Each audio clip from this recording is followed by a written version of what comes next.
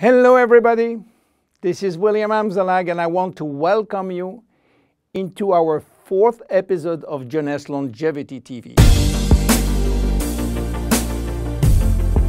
Jeunesse, we are redefining youth.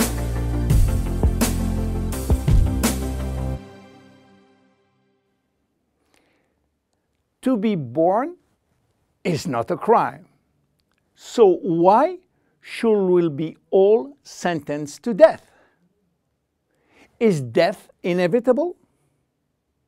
Well, you may be surprised to learn that aging and death has not existed forever.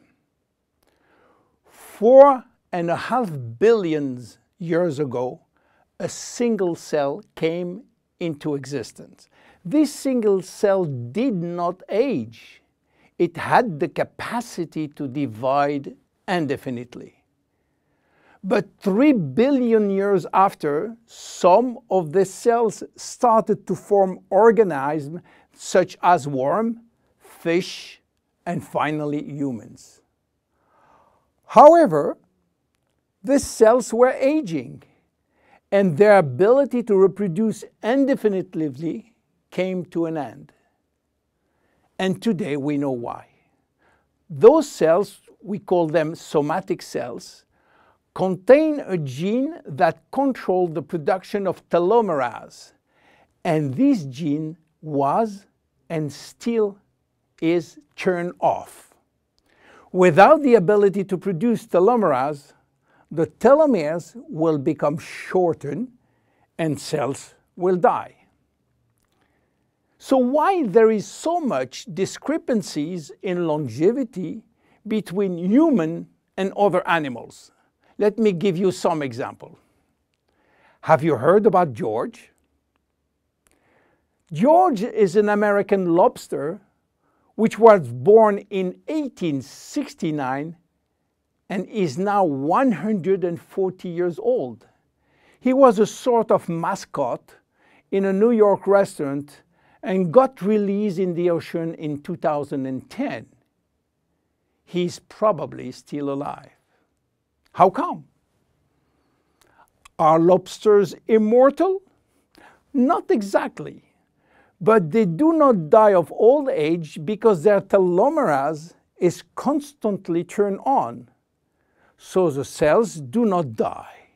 However, they are sensitive to infection in their shell, and they may die from this disease. In Japan, koi fish are known to live very long. They are beautiful fish, usually white with red spot. Some have been given names, and the most famous fish, Hanako, who died in July 1977, was 226 years old. Some turtles also live very long, and one of them, Adwaita, from Seychelles, has lived nearly 250 years. There are even some species which has indefinite longevity, like the bacteria called Arthrobacter, who can be dormant for thousands of years and suddenly wake up. Hydra is the most unique species defying death.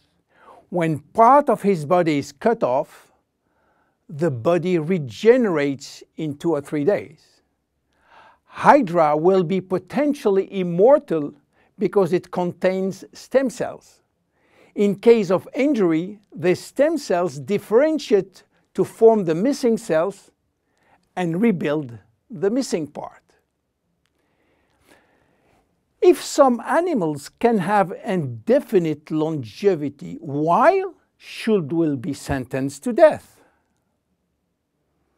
In other words, do we currently have the knowledge and the technology to live forever? At this precise moment, the answer is no. But here is what we do know. We can already reverse aging in human cells. What we don't know for sure is whether we can reverse aging in you or in me. we can drastically slow down diseases and the aging process far more than people realize. But we don't have yet the magic bullet to extend forever human life. So what it will take to keep us alive long enough? In Jeunesse, our generation young believe that we can live enough to live forever, which means that we design temporary solutions as DNA repair, telomerase activation, and stem cell support in order to still be here and still around to benefit from another Nobel Prize scientist, which may give us another solution for the next 20 years. That will give us time to wait for the next discovery, and so on. Yes, immortality is just around the corner. My name is William Amzallag, and I am Generation Young. See you at the next episode. Thank you. Jeunesse. We are redefining youth.